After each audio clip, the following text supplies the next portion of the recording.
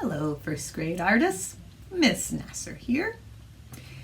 This week, we are going to be adding on to the beautiful birch tree works of art that you made the last time we created art together. We're going to be exploring some shapes to make the new thing that's going into our birch tree art. Wonder what that thing could be. Well, we are going to be looking at some different shapes this week. Some of our shapes are what we call geometric shapes, like a triangle or a circle. Some of our shapes are more organic shapes or irregular shapes, like this one. Does anybody know what this shape is called? Sometimes you might see it looking like this. Comes down from the sky or sometimes down from your eye. It's a teardrop. This is a more of an organic shape. It's not a geometric shape. So we're going to be using those shapes and some others to create the new addition to your birch tree art. Remember, I asked you to put a branch on your birch trees. Why would I have done that? What could be going on this branch in our birch trees? Well, we're going to find out soon. But first, I'm going to be telling you what you need for your artwork this week. So, you're going to need, of course, your pencil and your eraser. You're going to need some white paper or drawing paper to use that pencil and eraser on. You're going to be adding some color to your new birch tree additions this week. I'm going to use oil pastels, but you could use crayons too. And we're going to be using some watercolors. So you'll need some watercolor paints if you have them. If you don't, it's okay. And a brush. And the last thing we're going to need is some scissors and some glue. Now, if you think you know what we're going to be making that is going to be going on the branches of our birch tree art, yell it out right now. Did you say birds perhaps? If you did, you are right. We're going to be learning about two artists that use birds in their artwork, and then we're going to be making our own bird artwork to put in our birch tree art. So, this is a good time to pause your video, go and get your supplies, and then come back and press play and make some art with me. Okay, artists, once again, here are the materials that we're going to need. You're going to need some glue and scissors. I'm going to put those aside for a second. You're going to need some watercolor, a paintbrush, and some water. And again, if you don't have this, that's okay. I'm going to put those aside for a second. Your oil pastels or crayons if you need them, a pencil and eraser, your artwork from last week of your birch trees. I'm going to put that aside. And some plain white paper. So we're going to be starting out with these things right now. Some white paper and a pencil and an eraser. Let's break down some of these birds into shapes. So remember when I gave you guys my slides and I showed you about Charlie Harper and Christy Belcourt, we talked about shapes. So your bird bodies might take on one of these shapes. You get to choose. I'm going to talk to you about drawing all three, but you're going to get to pick one and put your shapes together in the way that makes more sense to you. So you might start out with your semicircle, your circle, or your teardrop shape. And then you're going to think about your heads. Maybe you're going to put on a semicircle head onto a circle. Maybe you might put that onto the half circle or the semicircle. Maybe this head is going to make sense here. Maybe this head will make sense here. So you decide what's going to look the best for your birds. So once I have my heads on, then I'm going to start thinking about wings and beaks and tails. Maybe this bird is going to have really nice big orange tail. Maybe this bird is going to have a semicircle wing inside, or maybe it's going to have a teardrop wing. Maybe this bird's going to have teardrop wings. Maybe this bird is going to have a triangle tail. What would the beaks look like on these birds? Maybe one triangle. Maybe two triangles. What if I add on a head and a beak onto this guy? How's that gonna look? Maybe you can't see his tail because it's behind him. Maybe it's off to the side. Maybe he has two semicircle wings on either side hanging out. There are so many combinations of these shapes that you can make for your bird. Okay, let's get drawing. I am going to show you all three, and again, you can choose the one that's going to be the best for your bird, or you could try all three and choose the one that you like the best to add color. So let's see. I'm going to start out with a circle bird. Body. So this is my body. So I'm going to add on my three bodies to start. So I'm going to have my half circle body, my teardrop body, and my circle body. I want to make sure I leave room for all of them. So I'm going to put my semicircle body up here. And I'm going to put my teardrop right here.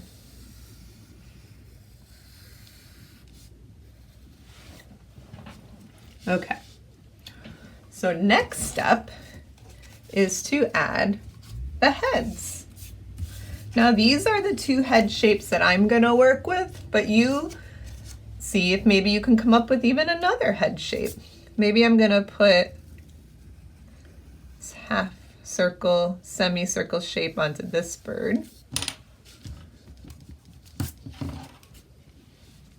And I think I might do this kind of like door shape, or kind of looks like a door to me, like a drawbridge door. Maybe I'll put that kind of hanging off the side on this bird. And I'm actually not going to connect the end of that. I think I'm just going to leave it open. And I think I'll put a big half circle, semicircle on this bird.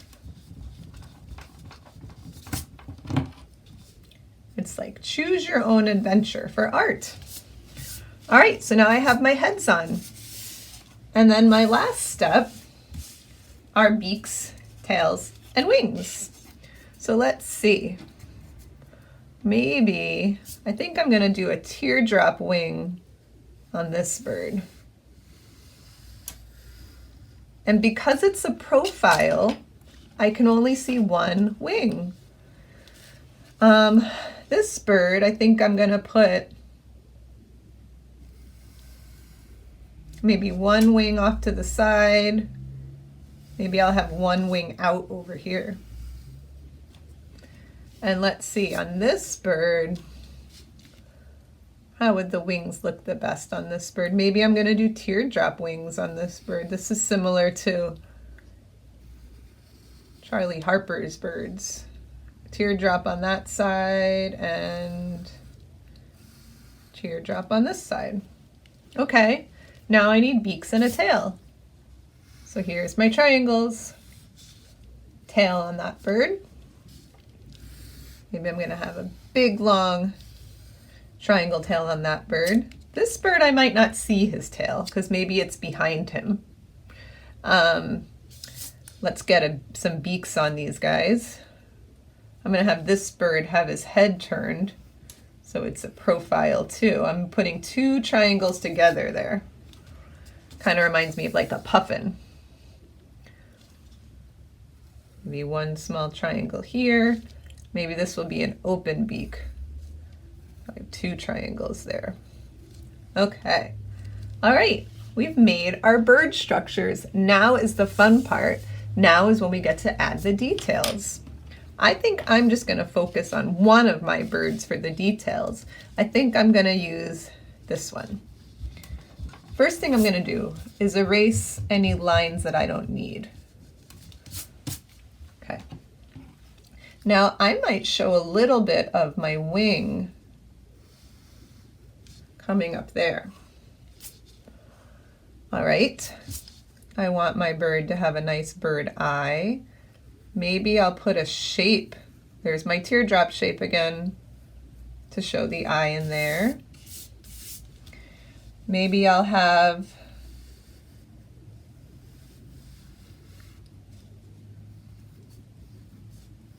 some details inside.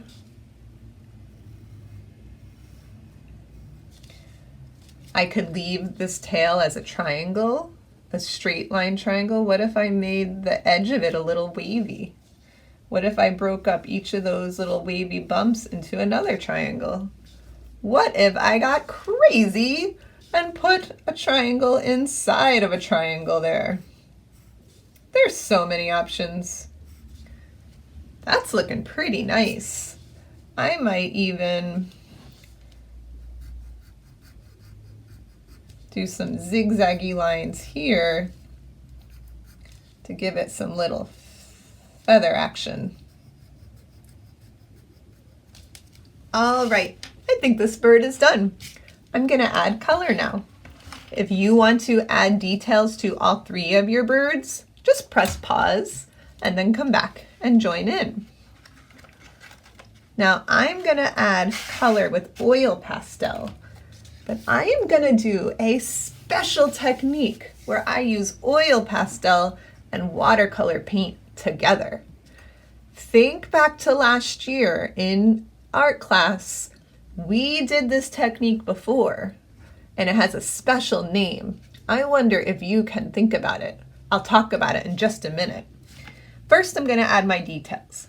Now, I'm not coloring the whole bird in solid. I'm just adding details with color. If you don't have watercolor, you could color your whole bird in solid. Let's see. I want some colors that are gonna stand out on my black paper with my white background. So I'm gonna choose some kind of bright colors. I'm gonna outline the eye. I'm just gonna focus on outlining and coloring in little areas. I think I'm going to actually outline the whole bird. Now I'm not going to color in the whole bird. I am just outlining the details. Okay. Now, orange and blue are two colors that look super nice together. So I'm actually going to outline the wings in orange.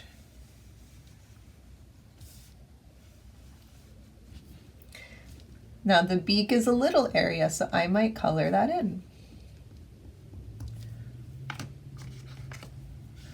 Maybe I'm going to bring some green in too.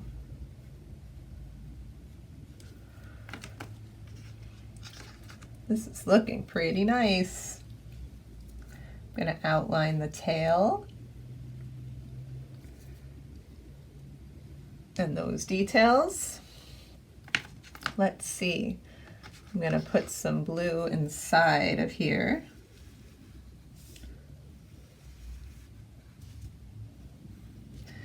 I need one more nice color that's going to really pop out in my bird.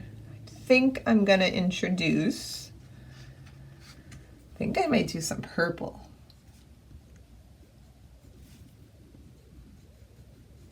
I just want this bird to be nice and colorful. I think that would make me happy right now. I'm gonna put some purple bumps in here too. All right, that is all that I'm gonna do in oil pastel because I'm gonna get ready to paint.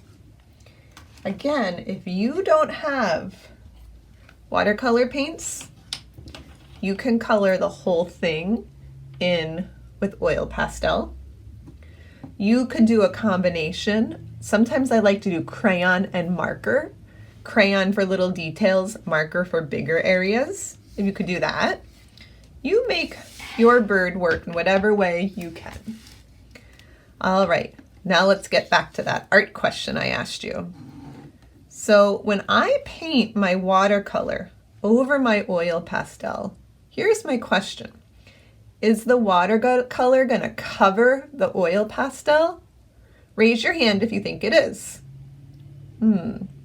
Raise your hand if you don't think it's gonna cover the oil pastel.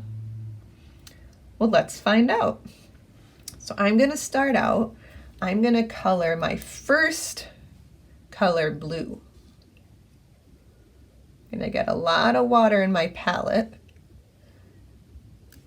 And I am just gonna start to paint right over the eye that I colored and right over the purple feather marks.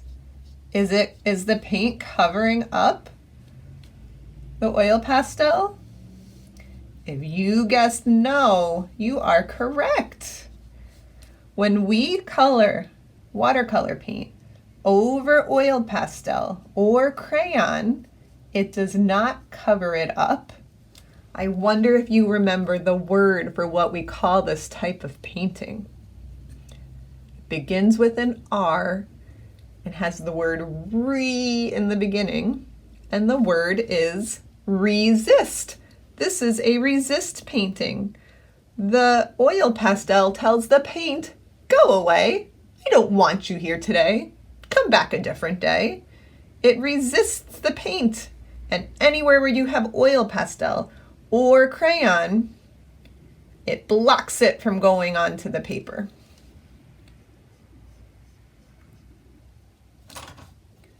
So resist painting. We did this a couple of times last year. I wonder how many of you remembered that word. What should I paint in there? I think I'm gonna connect to my green again. I'm gonna put some green in there. This is a very colorful bird.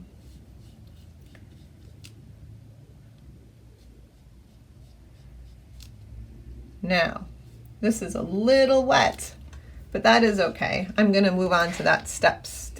If you're working at home, maybe you let that dry for a minute, or you ask a grown-up if you could take a hair dryer to it and dry it quickly before cutting it out. Because what I don't want to see happen for your art is to have the paint drip and spread out into your nice painted areas. I'm just gonna let mine sit, and I'm gonna get ready to cut my bird out. So the first thing I'm gonna do is, because I have a lot of paper here and I just have this one little bird, is I'm gonna free the bird from my big paper.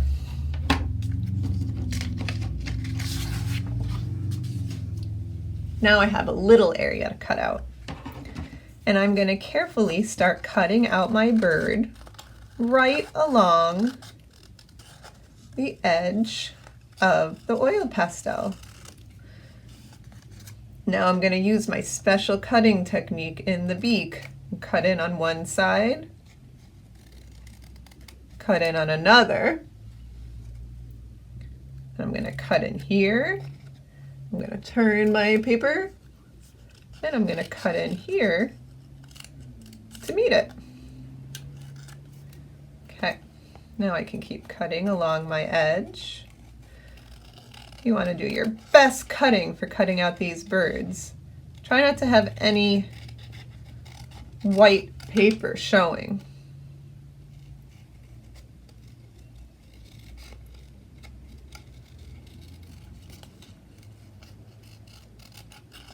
So I'm skipping over those areas, but then I'm going to go back in and cut them out.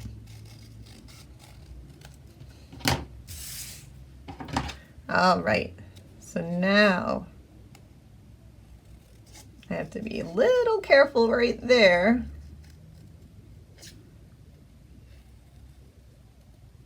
Okay, that little piece can come out. One more little piece. Now, you can put one bird into your artwork. You could put 2 birds into your artwork. You could put 3 if you have room and didn't make them too big. Now, instead of cutting that little tiny bit out, I'm gonna grab my oil pastel and just fill that in. That would be much easier. There we go. Okay, I'm gonna recycle my scraps. I always like to keep a clean workspace while I am working. Move the materials aside that I don't need anymore. And I'm gonna get my background birch tree, and I'm gonna get ready to put my bird into my birch. The first thing I'm gonna do is I am gonna see where it will look the best. Does it look good up in a tree? Does it look nice in that tree? Should it be sitting on the ground? I think I want it to be in a branch. So I'm gonna have it perched way up here. I also want to try to get the whole bird to fit on my paper. If a little bit comes off, that's okay. The way I made my branches though, I don't have a lot of space. Maybe like that. How does that look? I think that looks kind of nice. So I'm going to get my glue. I'm going to put on my glue dots, just a dot, not a lot. Especially in the beak there. We don't want a ton of glue. You don't want it to ooze out like your peanut butter and jelly sandwich. Or your cranberry Thanksgiving sandwich. One of my favorites. Turkey stuffing cranberry on a sandwich. All right. Now I'm only going to have 1 bird in my artwork, but you could have more than 1 if you have another branch or if you made more than 1. But I want to talk about a couple last finishing things. Now, I saw all of the beautiful birch trees that you artists made last week, and let me tell you how impressed I was with your texture and creating your trees. One thing I did notice though is it kind of looked like some of your trees up in the background were floating, and we don't want magic trees. We just want birch trees. So one way that you could help them to not float is, if you haven't done this yet, is to go ahead and put some of these colors or even a little line under the tree like that, and it helps it look like it's grounded. I also think then you should put some colors down onto the bottom too, like I have here. I'm gonna have this line of color go there. I might even have it stretch behind so that it looks like it's a whole, this is kind of like your middle ground line, right? Middle ground, and maybe that's the background line. You could do this with white if you were having snow. Maybe I'm gonna mix in a little red in there too. You could do this with green if you wanted it to be grass. You could do it with brown if you wanted it to be dirt. Just a little line. It grounds your artwork. It makes it look like it's sitting on the ground. In fact, I might even add a little bit to there. Another finishing touch, if your newspaper goes off the top of your paper, just take your scissor and go snip, snip, snip, and you could cut it off so that it's flush with the top of your paper. And then I believe you will have a finished, beautiful birch tree artwork. I cannot wait for you to show me how beautiful these came out, because I have already been impressed, and I know that your art is going to blow me out of the water. Okay, until next time, stay creative.